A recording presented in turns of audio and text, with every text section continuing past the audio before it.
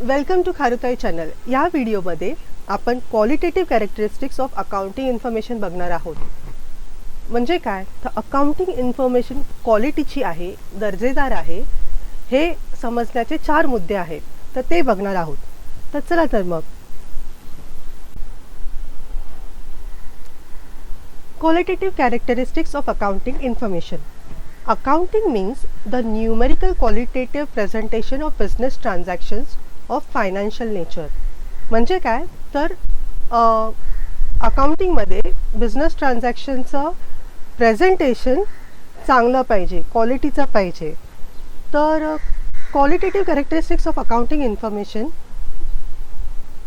काय आहेत, तर अकाउंटिंग इन्फॉर्मेशन रिलायबल पाहिजे, म्हणजे त्याच्यावर विश्वास ठेवता आला पाहिजे, अंडरस्टँडेबल पाहिजे, म्हणजे ते समजलं पाहिजे, रेलेव्हंट पाहिजे, म्हणजे आपण ज्याबद्दल करतो त्याबद्दलचं हवं आहे, आणि कम्पॅरेबल पाहिजे, म्हणजे एका कम्पेअर करता आलं पाहिजे, एक मागच्या वर्षीचं पुढच्या वर्षी, एका कंपनीचं दुसऱ्या कंपनीबरोबर. तर हे 4 पॉईंट्स आहेत. तर बघू आपण डिटेलमध्ये. पहिला point, reliability of the accounting information. Reliability is described as one of the 2 primary qualities that make accounting information useful for decision making. म्हणजे काय, तर जर इन्फॉर्मेशन रिलायबल असेल, ज्याच्यावर विश्वास ठेवता येत असेल, तर त्याच्या बेसिसवरती आपण डिसिजन घेऊ शकतो. त्याची डिसिजन घेण्यासाठी ते इट इज युजफुल. आणि reliable information is required to form judgments about the earnings, potential and financial position of a business firm. तर जजमेंट फॉर्म करायचं असेल तर रिलायबल इन्फॉर्मेशन पाहिजे आहे. त्याच्या बेसिसवर आपण त्या एखाद्या कंपनीचं अर्निंग्स किती आहेत तर त्याच्या P&Lमधून आपण ते फाइंड आउट करू शकतो, किंवा फायनान्शियल पोझिशन कसं आहे तर त्याचं बॅलन्स शीटमधून आपण ते फाइंड आउट करू शकतो. तर इन्फॉर्मेशन रिलायबल पाहिजे. Reliability again differs from item to item. तर हे कसं काय, some items of information presented in an annual report may be more reliable than others. म्हणजे एखादी व्हॅल्युएशन रिसेंटची असेल तर ती जास्त रिलायबल असेल, आणि जे जुने ॲसेट्स वगैरे आहेत, जे फिक्स्ड ॲसेट्स वगैरे आहेत, तर ह्यांनी एक्झाम्पल दिलं आहे. Information regarding plant and machinery may be less reliable than certain information about current assets because of the differences in uncertainty of realization. Current assets म्हणजे आत्ता जे घेतलेले ॲसेट्स आहेत ते करेक्ट प्राईसमध्ये आत्ताच्या प्राइसिंग प्रमाणे असणार, आणि जुने जे प्लांट अँड मशिनरी वगैरे आहेत तर त्याचे प्राइसिंग आत्ताप्रमाणे असतील असं नाही. कारण की प्लांट अँड मशिनरी जुने असेल तर त्याच्यावर ते एकतर जुने झाले आहेत, म्हणजे वेअर अँड टेअर झालं आहे, त्याच्यावर आपण डेप्रिसिएशन चार्ज केलं आहे. त्यामुळे ते बुक व्हॅल्यू जेव्हा परचेस केली तेव्हा वेगळी व्हॅल्यू होती, त्याची आपण डेप्रिसिएशन करून आत्ताची व्हॅल्यू त्याची रिड्यूस झालेली आहे.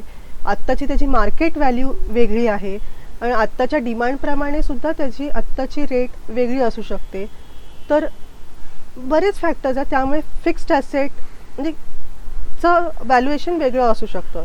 आणि दुसरं एक्झाम्पल आपण स्वतःहून बघू शकतो की लँड कितीतरी वर्षापूर्वी आधी घेतलं असेल तर लँडची प्राईस वाढतच असते, तर ती प्राईस आत्ता खूप जास्त असू शकते. तर जी काय इन्फॉर्मेशन बॅलन्स शीटमध्ये असेल ती पूर्णपणे त्याच व्हॅल्यूला घेता येईल असं नाही.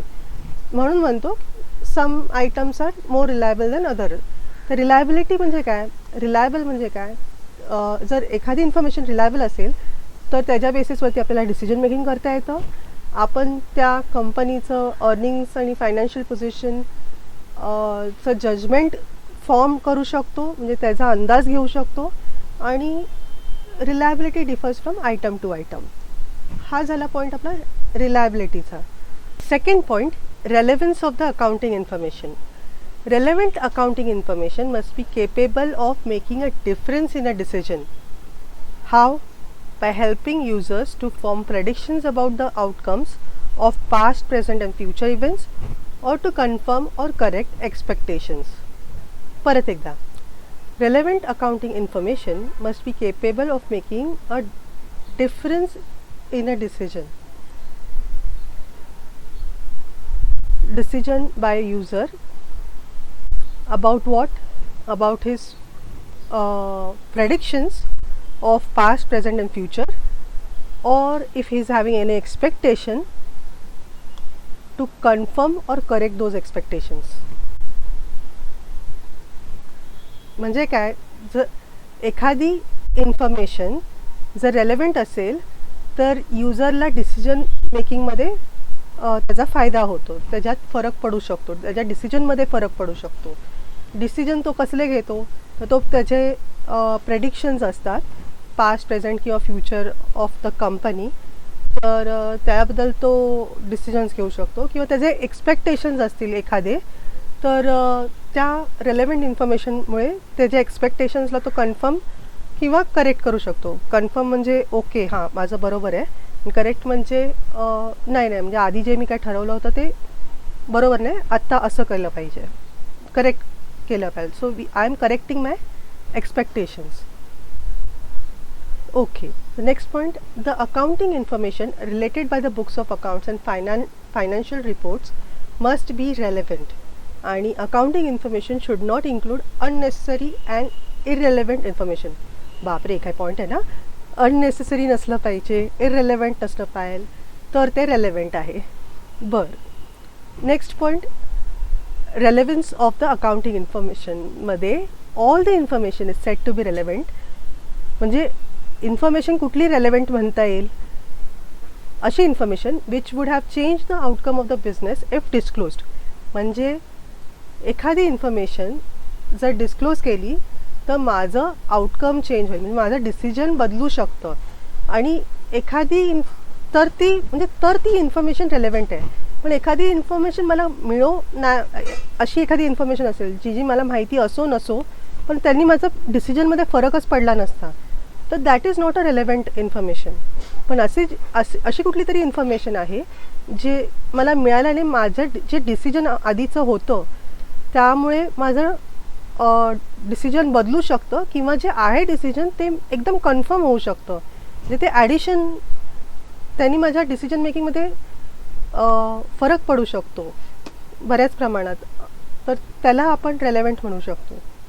All useful and related information must find a place in the books of account. जी युजफुल आहे, जी फायद्याची आहे, गरजेची आहे, आणि जी रिलेटेड आहे, जी कंपनीच्या निगडीत आहे वगैरे, तर ती इन्फॉर्मेशन बुक्स ऑफ अकाउंट्समध्ये आलीच पाहिजे. And the information must have timeliness, deductive and feedback value. म्हणजे ज्या टाईमचं आहे प्रेझेंटेशन असं पाहिजे की पुढे जाऊन 10 वर्षांनीसुद्धा कंपॅरिझन वगैरे करायचं म्हटलं तर जमलं पाहिजे. डेडिकेटिव्ह म्हणजे कंपनीचं आहे, त्या पिरियडचं आहे, तर त्याबद्दल असलं पाहिजे. फीडबॅक व्हॅल्यू म्हणजे आपल्याला त्यातून काहीतरी मिळालं पाहिजे, म्हणजे त्याचं काहीतरी कन्क्लुजन काढता आलं पाहिजे, अशी इन्फॉर्मेशन पाहिजे. तर हे झालं रेलेव्हंट इन्फॉर्मेशन. तर समराईज करताना काय, तर युजरला डिसिजन मेकिंगमध्ये फायदा झालं, त्याचं प्रेडिक्शन्स पास्ट, प्रेझेंट फ्युचरचं प्रेडिक्शन करण्यामध्ये, किंवा त्याचं एक्सपेक्टेशन कन्फर्म किंवा करेक्ट करण्यामध्ये. परत रेलेव्हंटमध्ये काय, अननेसेसरी इररेलेव्हंट नसलं पाहिजे, आणि जर डिस्क्लोज केली तर आउटकम चेंज होतं, तर ती अशी इन्फॉर्मेशन रेलेव्हंट असते. And it should have timelessness, deductive and feedback value. हे झालं relevance of the accounting information. Third point, understandability. Understandability of the accounting information. Understandability is the quality of information that enables users to perceive its significance. म्हणजे काय, अंडरस्टँडेबिलिटी म्हणजे information समजता आली पाहिजे. तर जर समजणारच नाही तर काय, मग त्याचा फायदा ना, बरोबर. तर it enables user to perceive it significance.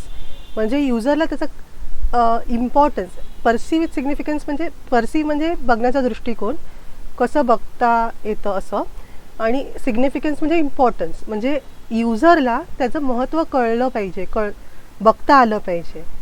Perceive it's significance, किंवा असं म्हणू शकतो user can understand it's importance असं म्हणू शकतो. द बेनिफिट्स म्हणजे काय, युजरला जर ती इन्फॉर्मेशन असेल तर चांगली असेल तर त्याचं इम्पॉर्टन्स त्याला कळू शकतं, आणि चांगली नसेल म्हणजे बरोबर मांडली नसेल तर त्याला त्याचा काय फायदा काय समजणारच नाही. म्हणजे इन्फॉर्मेशन असेल इम्पॉर्टंट, पण ती बरोबर नसल्यामुळे, चांगली नसल्यामुळे, अंडरस्टँडेबल नसल्यामुळे, किंवा एकदम म्हणतो ना एक्सपर्ट जार्गन म्हणजे एकदम सायंटिफिक फॉर्म्युला वगैरे वापरला तर आपल्याला काय कळणार आहे का त्यातलं काय नाही. मग आपल्याला कळेल असं ते मांडली तर ती अंडरस्टँडेबल आहे. मग त्याचा आपल्याला इम्पॉर्टन्स कळू शकतं की कुठे वापरलं जातं. The benefits of information may be increased by making it more understandable and hence usable to a wider circle of users. म्हणजे काय, जर सामान्य माणसांना म्हणजे एक्सपर्ट लोकांनाच कळेल असं असेल तर ते फक्त एक्सपर्ट सर्कलमध्येच वापरता येणार, पण जी कॉमन मॅनला पण समजेल असं जर ती इन्फॉर्मेशन मांडली गेली तर बऱ्याच जणांना म्हणजे वायडर सर्कल ऑफ युजर, बरेच युजर्स ते इन्फॉर्मेशन समजू शकतात.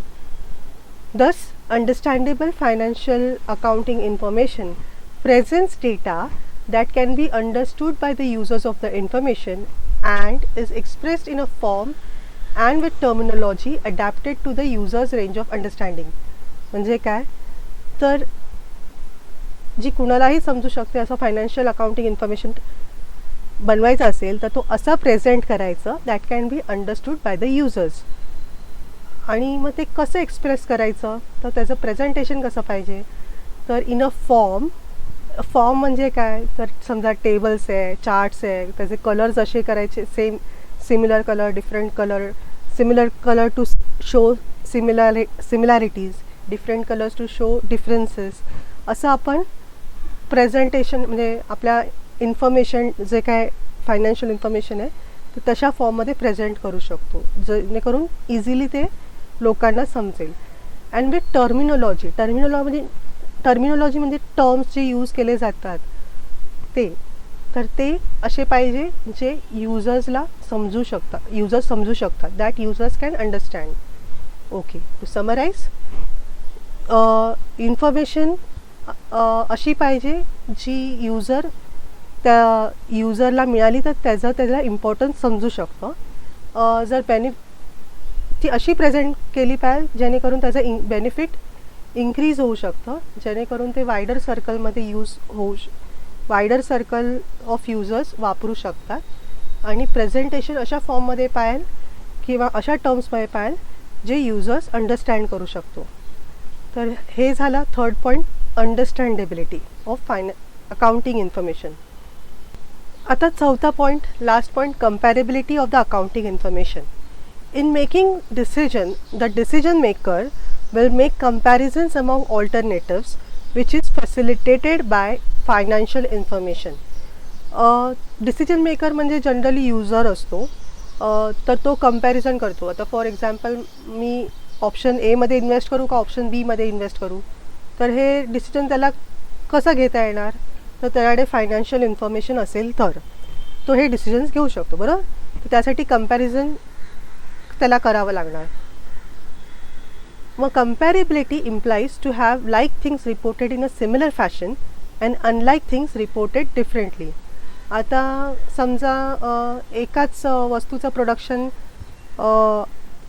च्याबद्दल चाललं आहे, मागच्या महिन्यामध्ये एवढं प्रोडक्शन झालं, ह्या महिन्यामध्ये एवढं प्रोडक्शन झालं, असं आपल्याला कंपॅरिझन करायचं असेल तर आपण व्हाईट बार्स यूज करू शकतो. म्हणजे सिमिलर कलरच्या बार्स दाखवू शकतो, सिमिलर टाईपचे बार्स दाखवू शकतो. आणि अनलाईक म्हणजे समजा हा वेगळा प्रोडक्ट आहे आणि हा वेगळा प्रोडक्ट आहे, तर ह्या महिन्याचं प्रोडक्शन म्हणजे ह्या महिन्यामध्ये हा प्रोडक्ट ए आहे आणि हा प्रोडक्ट बी आहे, तर आपण हा एका बारने दाखवला आणि हा दुसऱ्या बारने दाखवला, असं वेगळ्या प्रकारे डिफरंट प्रोडक्ट्स वेगळ्या प्रकारे दाखवू शकतो. The information if comparable will assist the decision maker to determine relative financial strengths and weaknesses and prospects for the future. between two or more firms or between periods in a single firm. म्हणजे काय तर decision मेकरला फायदा होणार जर कम्पॅरेबल असेल तर. कसं तर त्यांना आता प्रॉफिट आहे, कुणाचं प्रॉफिट जास्त आहे, कुणाचं एक्सपेन्सेस जास्त आहेत, हे सगळं कम्पॅरिझनमध्ये दिसून येणार.